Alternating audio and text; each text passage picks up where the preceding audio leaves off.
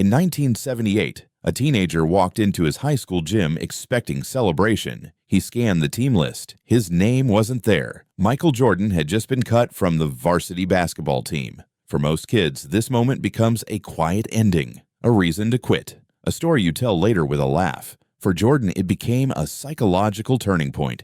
He didn't just feel rejected, he felt erased. That night, he went home, locked himself in his room, and cried. But something happened inside that room, something dangerous, something powerful. A decision formed, never feel this powerless again. That decision would build the most competitive athlete the world has ever seen.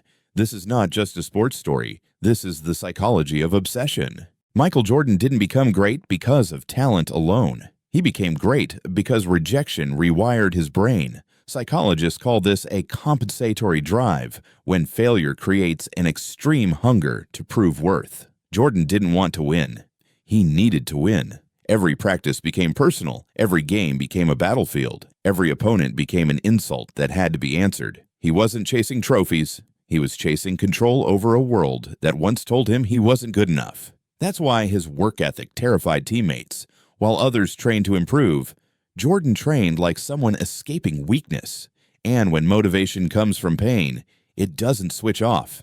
Here's the paradox. The greatest winner in sports history was driven by fear, not fear of opponents, fear of losing. Jordan once said, "I can accept failure. Everyone fails at something, but I can't accept not trying." That quote reveals his psychology. Failure wasn't the enemy. Regret was. He built a mental rule. If I give everything, I can survive the outcome.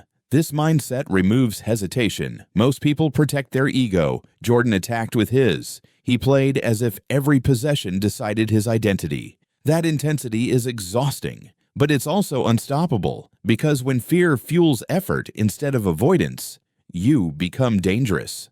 Jordan had another psychological weapon. He invented enemies. If an opponent smiled the wrong way, if a coach doubted him, if a teammate relaxed, he turned it into fuel.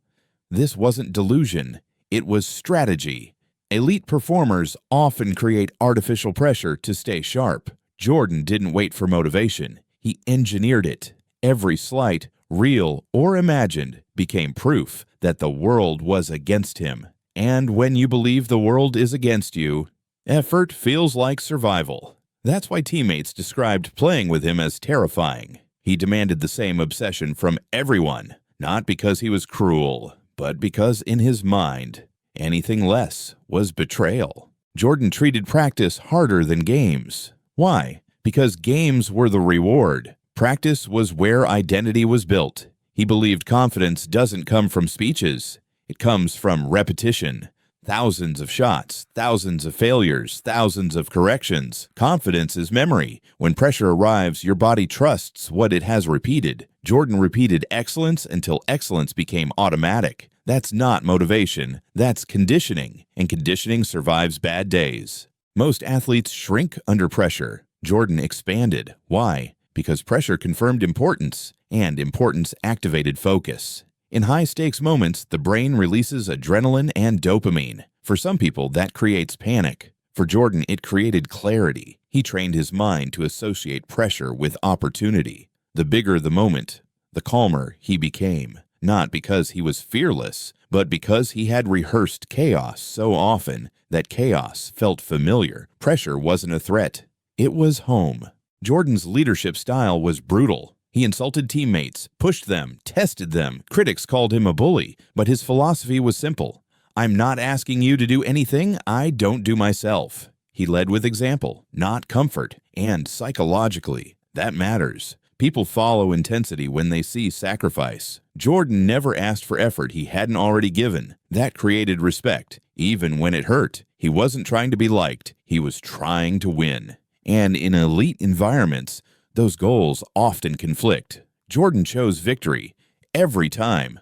But obsession has a price. Jordan's competitiveness isolated him. Relationships suffered, rest disappeared. Peace became rare. The same fire that built his greatness burned everything around it. This is the hidden psychology of extreme achievement. Balance is often sacrificed because to reach a level no one else reaches, You must live a life no one else tolerates. Jordan accepted that trade. Most people wouldn't.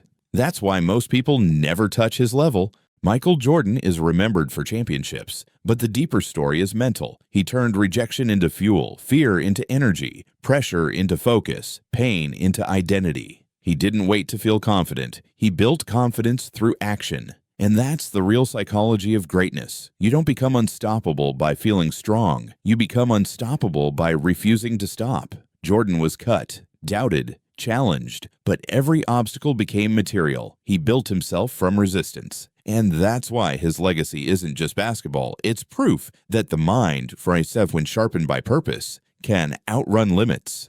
If this story moved you, subscribe. Because the mind is where greatness begins.